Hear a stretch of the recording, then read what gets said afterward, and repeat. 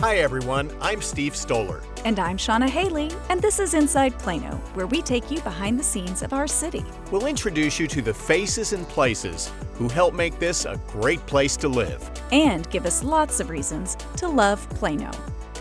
Well, hello, Mr. Steve Stoller from down the Hi hall. Shannah, how are you? I'm doing great. It's It's good. always fun to do these podcasts. And I It, can't believe this is what, our 45th? it is our 45th. Wow, Time has flown by. It really amazing. has. Yeah, this has been a crazy little experiment of, would people listen to a podcast about all things city? And the answer turned out to be yes. Yes, people would definitely like to listen to it. And we enjoy doing it too. It's a lot of fun. Well, speaking of the podcast, all things change. And this is a good opportunity as any to talk about. We're making some changes to the format of the podcast. We're certainly not going away. we're staying on until you all tell us otherwise. But instead of covering a lot of events that are happening in the city, as well as doing a deeper dive into a special guest interview, starting with this episode, Steve and I thought it might be interesting to maybe talk about some of those big things that are happening within the city. Certainly that might involve big events, but more of changes that are happening in the city or big messages that we're trying to communicate out. And we want to make sure that we have time to talk about it in a little more depth. So we would appreciate it if you'd give us some feedback on what you think of those changes. Again, we're debuting them today, so it should be kind of interesting to do a little deeper dive into all things city. And we live in a world of video. So Mhm. one of the things we want to do is we want to increase our video production to help tell the city's story. So some of the things that you can look for that are coming up, one was a great idea that I'm very excited about that came from our city manager, Mark Israelson. He wants me to use some of my reporting skills from my days as a news reporter.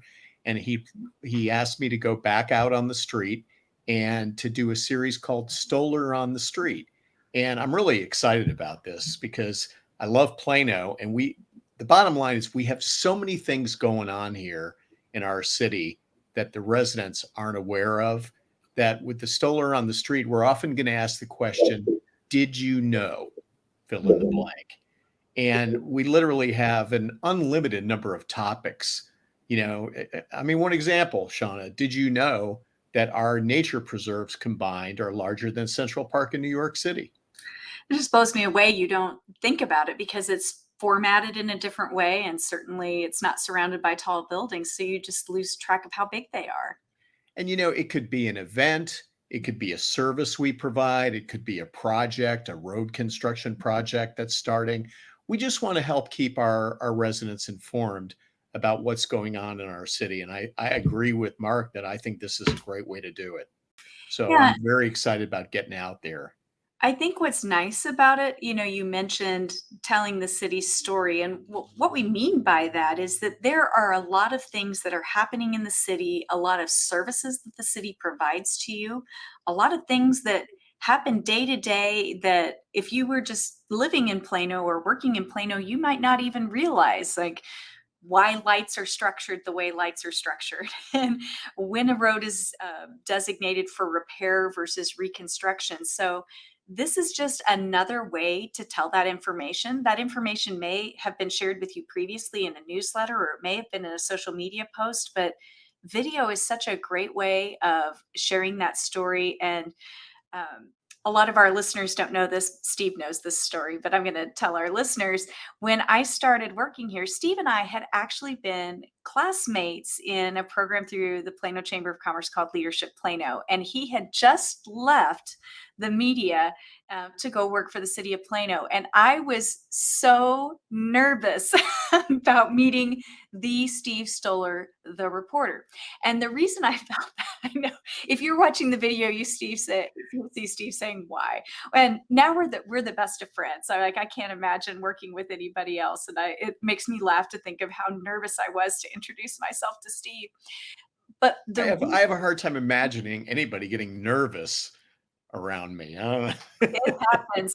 But listeners, no one explains things better than Steve. And so Thank that's you. what's I going to be appreciate really it. great about Stoller on the Street. And he can also pick and choose when he goes outside. He doesn't have to go outside in the middle of a blizzard or a rainstorm to tell a story. So You it's never know. I might. you might.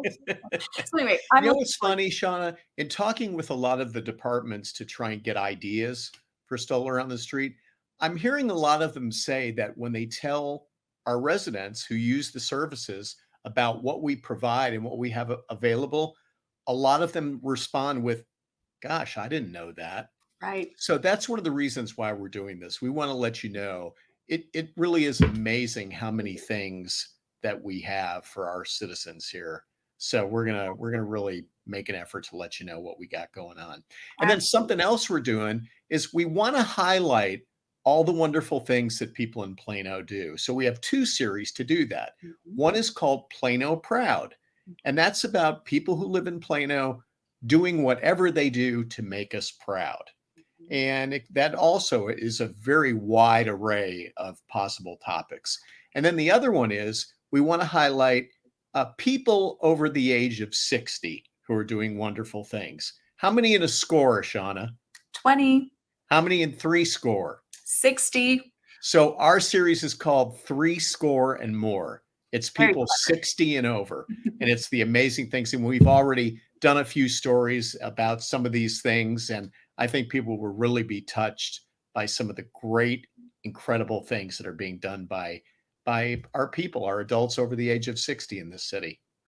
Absolutely. It reminds me a little bit of the video series that we did last year during kind of the days of the pandemic when it felt like there just wasn't anything great to talk about. And we did some digging and we found a lot of good news. So we had the Some Good Plano News and Plano Proud, which we've done before. So we're kind of Mhm. bringing that series back and dusting it off. And then Three Score and More. I think it's really great to realize how many wonderful stories are happening right in our city. And gosh, most of them are being done by people who are your neighbors. They're doing incredible things, and you may not be aware of it because you're busy living your life. You're doing amazing things too, as a resident. So feel free to email us. You can use the Ask Plano at plano.gov, or Steve's email is on the city website. My email is on the city website. Send us story ideas. We'd love to look into it. And I think as you follow that video series, I've watched, one of the first one that's coming out from Three Score and More, and it just makes you feel good. And there aren't a lot of things that necessarily get airtime that make you feel really, really good. And that one does gives you all the feels. Yeah. Well, Shauna, let's talk about some of the things that are going on. Unfortunately, we got some bad news to report. For the third time in the last 4 years, the organizers of the HEB Plano Balloon Festival have had to cancel the event.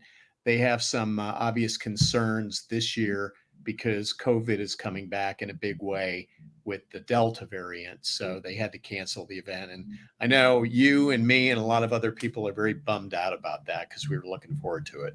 Yeah, 20 plus years of living in Plano, and I've never seen anything like what the organizers have had to deal with over the last 4 years. So, really respect them for making very difficult choices. And I am eagerly awaiting the return of our balloons that just seem so iconic here in Plano. As am I. I talked to Joe Vi, the executive director, yesterday. She told me it was an extremely difficult decision to make, obviously, but they know that it's the right decision to make. Yeah. Well, they're good folks and they're part of Plano, and we are definitely looking forward to seeing our balloons in the air and enjoying a good old funnel cake at the at the Balloon Fest when it does come back in a safe way. I do have news about something that is definitely happening in September. Something that has been here in Plano now for many years. It is the annual Collin County Peanut Butter Drive, and we are proud as the city of Plano to once again partner with the North Texas Food Bank and all of our surrounding Collin County cities for the annual Spread the Hope Peanut Butter Drive. Shauna, did you know that according to Feeding America, 1 in 6 children in the North Texas Food Bank service area are considered food insecure? Hunger can be a hidden issue in any community, but especially in affluent areas. I think a lot of people don't realize the amount of food insecurity that happens right here in Plano. It's a hidden problem, and I think COVID last year certainly people became far more aware, but hunger was not a new problem. In fact, the peanut butter drive started originally as the Plano Peanut Butter Drive in 2014, back under former Mayor Harry LaRosliere. He became aware that there, in fact, were children in Plano who were going hungry. And so he reached out to the North Texas Food Bank and their partner agencies to try to find ways that we could feed hungry children in Plano and provide for their families. So for 5 years, we hosted the Plano Peanut Butter Drive. And then that expanded in 2019 to include all of Collin County. Last year, with the support from our community, we collected 287,297 pounds of peanut butter. Peanut butter is now put in the weekend backpacks that are distributed to as many as 11,000 chronically hungry students who might otherwise go hungry. That's incredible because that was done as a virtual drive. There were no in-person drop-offs. So what a number. And peanut butter, a lot of people ask, why do they collect peanut butter? Well, peanut butter, along with other nut butters, is kid-friendly. It's nutritious and it's very high in protein, which is important. And it's a food that can be expensive. It's surprising to me how peanut butter prices have increased over the years. So it doesn't get donated very often to food banks. So as I kind of indicated, the food bank collects other kinds of nut butters in addition to peanut butter because there are children who have peanut allergies. And the goal every year is always an extremely high bar. It's always more than the previous year. So what's the goal this year, you might ask? The 2021 goal is 300,000 pounds of peanut butter. I think we can do it. I really do. I do too. So what we're asking Plano is that you help us with the goal. And of course, all of our surrounding Collin County cities are also issuing the same request to help host a peanut butter drive. You can do that in person. You can do it virtual. All of the platforms are still available for you. And also, our neighborhood services division has put together a really fun Nuttiest Neighborhood competition. So HOAs and neighborhood associations can compete against one another in collecting peanut butter. So it's a great way to meet your neighbors. We'll put a link in the show notes with all of the details on what you need to know. But September 1st, let's get started helping meet the needs of our community. Now, Sean, anyone who drives around Plano has probably noticed that there's quite a few median projects underway, and there's more that are coming. So let's talk a little bit about construction and trees. Trees matter to you. They're very important to the city of Plano as well. However, construction does change our treescape at times. We do our best to transfer and protect healthy trees when possible. And in many cases, we plant new trees once it's safe for them. Yeah, let me talk about some upcoming median projects. And I'm actually going to refer to my notes because I don't want to make a mistake on some of the specific details, but these are going to be some big changes in good ways, I think. So there are median improvements along Tennyson Parkway, K Avenue, and Legacy Drive. On those median improvements, we're going to be planting more than 150 new trees, and they're designed to offset the carbon emissions and also to make the city look attractive. Trees have multiple purposes. The trees that are going to be selected, or I should say have been selected, must perform well in our climate. And what's our climate? It's hot a lot of times, and it can be humid. So they need to do well in the climate, they need to do well in the soil, and they range from ornamental to shade and evergreen trees. They use container trees in median planting because that type of tree is lighter, it's easier to move, and it's more readily available in our area. We'll tell you a little bit more about some of the specific trees that may go into these areas. Mhm. Along Tennyson Parkway, which is very close to where I live, we can expect to see Arizona cypress, Mexican redbud, mountain laurel, lacy oak, and Monterey oak between West Spring Creek Parkway and Corporate Drive. Those trees are expected to be planted by mid-August. Yep, and on K Avenue, which is over here close to Municipal Center between Parker Road and East Spring Creek Parkway. They're replacing unhealthy trees with autumn blaze maple, pink dawn chatalpa, Eve's necklace, Texas redbud. Oh, wow. I can't say this. Chinquapin oak and bald cypress. These trees we think should be in place by early September. Moving to the east along Legacy Drive between Alma Drive and US 75, plantings include American cypress, Texas redbud, Eve's necklace, Peak Dawn chitalpa, and Monterey oak, and those will be targeted for late September. It should be really pretty. I'm looking forward to it because I love late summer, early fall anyway. So I can't wait to see how those landscapes look. Those are all going to be, by the way, for people who are tree aficionados. They're going to be 1.5 to 2 inch caliper in size. That means they're a little more mature. They're a little bigger. So that those trees will have a strong start to growing, and they should give us many, many years of shade and service to the city of Plano. And as many of you know, we are a Tree City USA community. We are proud of that and are committed to maintaining that. Shannah, this is a topic that will open everyone's ears. Property tax exemptions. Yes. So anyone who owns a home in Plano can use a 20% homestead exemption on one property. Yep. Hopefully, if you're a homeowner, your real estate agent reminded you of that when you bought your home. You get a 20% homestead property tax exemption. So, in addition to that, homeowners who are 65 years old and over or are disabled can get an additional $40,000 property tax exemption. So, that's $40,000. And then also, if you're 65 and older, or disabled, you can apply for a tax freeze on your City of Plano taxes. Once those taxes are frozen, it's kind of like a cap. Taxes on your home can't increase for as long as you own and live in it. Now, taxes on your home can go below it. Say the property values tank, and the property tax drops. Well, yours can certainly go down, but the dollar amount won't ever go higher than the cap unless you do some improvements on your home. And improvements would be things like adding a garage or adding a bedroom.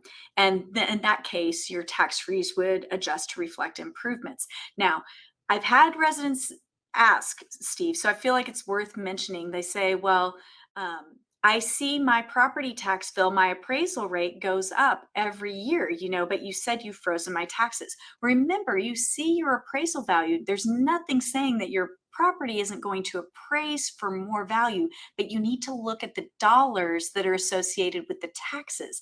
That dollar will stay the same. So your appraisal can go up, can go down.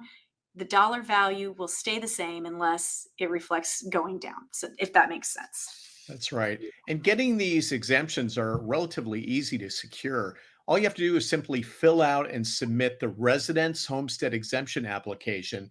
It's available through your county appraisal district, and only homes that are lived in by the owner will qualify.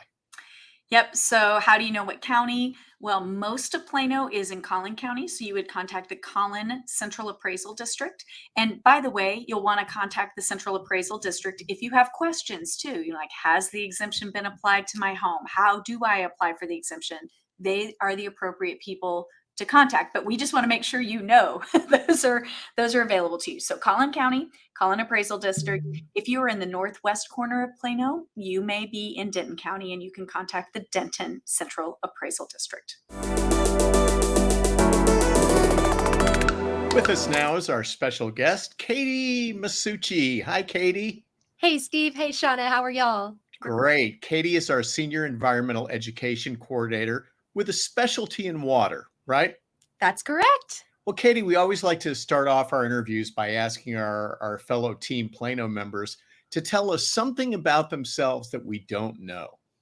Okay, well, one thing that not many people know is that I love to sing, and I had not really done it publicly until last year when I made some song parodies on all things water related. So not only do I love to sing, but I love to be a little silly when it comes to my education and outreach. Shannah, I don't know. We might have to explore that on another podcast. I was thinking that, and I was also thinking that might be a fun thing to add to our show notes too, so we can give a little glimpse of Katie's talents. In Well, addition Katie, to on a all much the derby, right? on a much more serious note, a lot of Plano residents have reported high water bills. What's the first thing you tell residents to do if they're not sure that their bill is correct? Right. Well, one of the first things I encourage residents to do, really retrospectively, before the high water bill comes, is to just be familiar with their household's water use trends so that you can spot those unusual spikes. So, an example that I've been giving in some of my classes lately is that my parents, who've lived in the same Plano home for over 35 years now, they noticed an unusual spike in their water use in November of 2020 compared to November of 2019. And because of the pandemic, we decided that my dad wasn't traveling for work as he normally would have been. And all those extra toilet flushes and showers certainly added up and made a big difference. So, when there is an unusual spike that you can't account for a reason like that, reach out to the city. We're here to help and we don't want you to suffer in silence. You can call Customer and Utility Services. Their phone number is always at the very top of your monthly account statement. And you can also submit an online inquiry if that is your preference. They offer excellent customer service and they can walk you through your meter readings and help you identify any possible or likely reasons that you might be seeing the high water use. For most households, this time of year, there is a natural spike due to outdoor water use, but many residents just really underestimate how much water their sprinklers use. So, Katie, you mentioned, tracking to notice unusual water spikes. Can you talk to us a little bit about how you can actually read your water meter or better understand your water bill? Sure. The easiest way and a very user friendly way nowadays is to do so online. Customer and Utility Services has an online portal and it allows customers to view their meter readings in almost real time these days. So you don't have to wait for your monthly account statement to arrive in the mail or online for you to get a sense of what your water use actually is. You can check it anywhere, anytime at your convenience. And if you've never logged into their online portal, all you'll need is your most recent monthly account statement in order to set up your online account. Many residents these days have new water meters that submit readings hourly to the city. So even in my parents' very small yard, again, I check their water use. I can see that their sprinklers are using like 800 to 1,000 gallons at the 7 a.m. reading mark on many of their watering days. And that's a very valuable tool. All that said, it's still a really good idea to access your physical water meter at times, or at least to be able to. Um, you'll have to have a special tool, a meter lid key, in order to do that. And you can read the meter physically in the box when you open it. And you can also, more importantly, turn the water off to your home if the need arises. Many residents were unprepared to do this during February's winter storm, and they may have incurred a lot more property damage as a result than they would have otherwise. So do be ready with your meter lid key. Steve, I was just thinking, you and I did a video on how to turn on off that water meter in the middle of the storm, but we need to redo it since we now can go outside. It's not so cold, but maybe we need Katie to write original music to talk us through the process. Challenge accepted. Well, Katie, you've mentioned sprinklers as something that definitely contributes to water bills. So what are some things that can create a high water bill? Well, this time of year, sprinklers are certainly going to be your biggest contributor. And like I said, people drastically underestimate just how much they accumulate over your month. Usually that's because of inefficient parts and practices and just general lack of engagement with the irrigation system. But indoor leaks can always be at play and be to blame as well. A worn out toilet flapper, for example, can lead to a tremendous amount of waste. In fact, a family of four could save 200 gallons per day just by fixing toilet leaks. And you may not even be able to hear the toilet running to indicate that there is a problem. Katie, how can you check for leaks? So even if everything is turned on inside and outside the house, and your meter still registers changes, whether you're looking online or looking at the physical meter, you could have a leak. And you might have to be a bit of a leak detective in order to identify the culprit of what that constant water use is. But for sprinklers, it's a good practice to set a monthly reminder to do this manual walkthrough of each of your zones. So if you run each zone for long enough just to spot and flag any broken, missing, or misaligned sprinkler heads, that's a huge way to identify and stop the waste, because a single broken sprinkler head can waste 25,000 gallons in an irrigation season, which is probably far more than anyone would have imagined. You can bring your old parts or photos to an irrigation supply store to get the adequate replacements specific to your yard. For toilets, you can do something called the dye test, which is where you simply put a few drops of food coloring into your toilet's tank and wait for about 10 minutes without flushing. That's the key. And if after 10 minutes or so you come back and you see the food coloring show up in the bowl, that indicates that the coloring has traveled from the tank to the bowl. So there is a leak. If there's no food coloring in the bowl, you're all good. So that's a good family science experiment. Uh, Interesting. And based on what you said, it sounds like a lot of these things, the repairs are things you can do yourself. That is true. Generally, yes.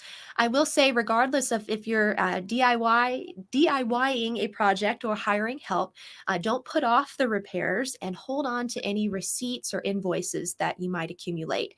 You might qualify for a leak credit through customer and utility services when all is said and done.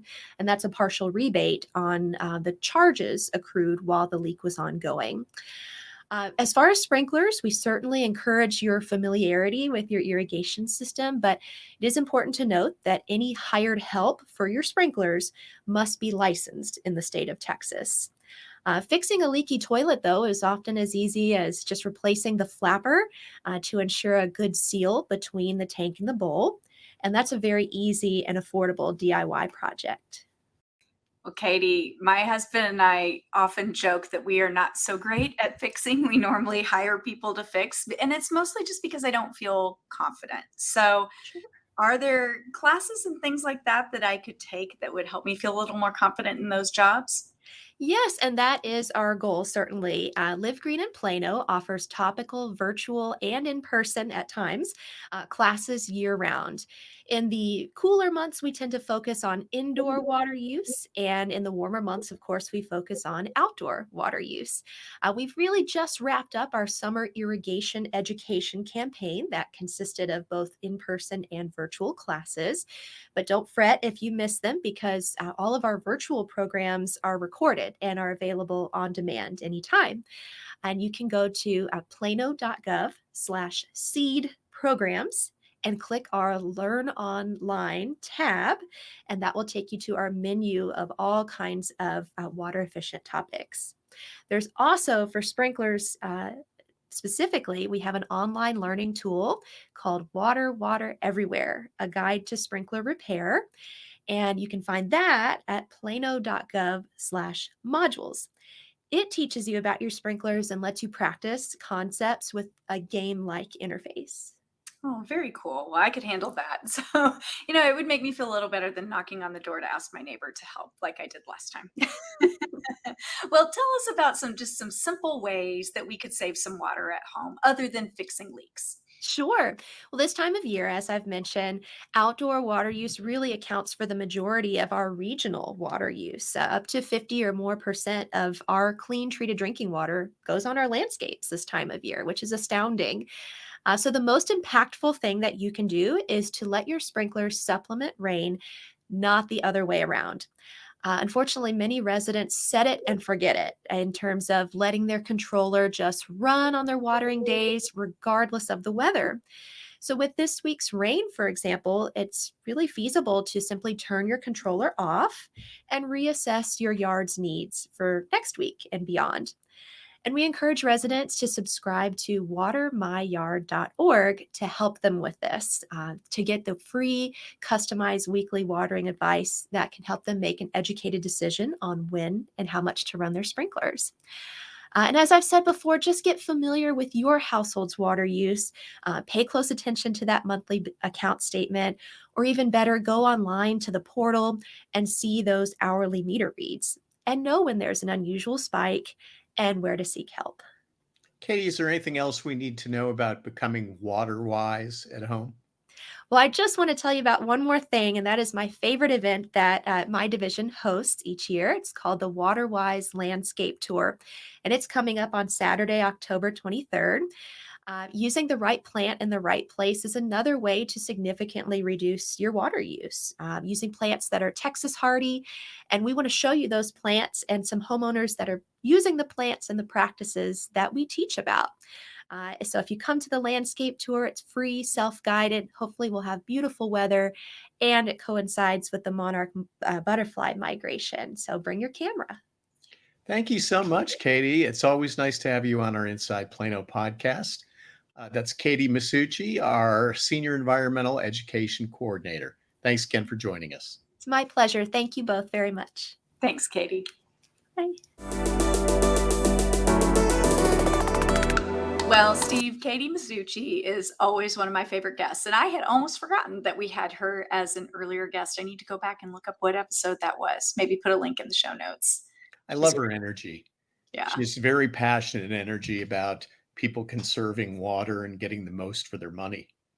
Yeah, absolutely. And she mentioned, by the way, water meters, and many people don't realize we're actually in the second year of a water meter change out as a city. And that's just to ensure billing accuracy and efficiency. These meters and transmitters are the same type that are in Plano homes already now. It's just a newer version. So the city has used what's called a fixed network meter reading system since 2008, actually, and it allows us to receive meter readings electronically instead of manually. So lots of reasons that you want to have that done. The new meters that are being installed register single gallons down to a tenth of a gallon, which assists us and also homeowners in identifying leaks more easily. Now, these are not the same thing as smart meters that are used by electric providers. The water meters are mechanical, and they only register water when it's actually used. The reading data is used for billing purposes only. However, as Katie indicated, if you are registered on the website, I'll put a link to that in the show notes, you can monitor your water usage anytime during the month. And if you haven't had your meter changed out, what you'll want to watch for is a yellow tag door hanger, and that's just going to notify you when the water meter change will happen. Shannah, sadly, the pandemic has impacted so many people in so many different ways, including financially. People have lost their jobs. If you're struggling to pay utilities, rent, or mortgage payments because of COVID-19, we may be able to help. The City of Plano has emergency housing assistance money that's available to homeowners, apartment or home renters, and even residents living in hotels and motels. The funds can be used for rent, mortgage, and utility costs, or the cost of living in a hotel or motel. We'll put all links for assistance in our show notes. There are maximum household incomes to qualify for these programs, but most importantly, remember you are not alone. Please apply before these funds run out.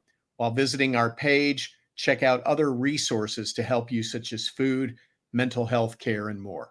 Very important, Shannah. Yeah, absolutely. Well, on that note, we've come to the end of another episode of Inside Plano. And as always, we thank you so much for giving us a listen. While you're in the business of subscribing and downloading, give us a rating or review on your favorite podcast listening platform. It actually does help other people find our show. And we know that we're one of the highly rated government podcasts, and we'd love to continue our upward trend because we want to provide useful, relevant information to you. Also, if you have questions or things you'd like us to talk more about, please feel free to drop us an email at askplano@plano.gov. We love hearing from you and we love getting your ideas for future topics. So with that, we'll wrap it and thank you again for another month of fun on the podcast here at Inside Plano. Thanks so much, guys. Thank you, everybody. See you next one. And that's it for our Inside Plano. We hope you enjoyed it as much as we did doing it. If you have any comments or suggestions, send them to us at askplano@plano.gov. Bye! Talk to you next month. The Inside Plano podcast is brought to you by the City of Plano.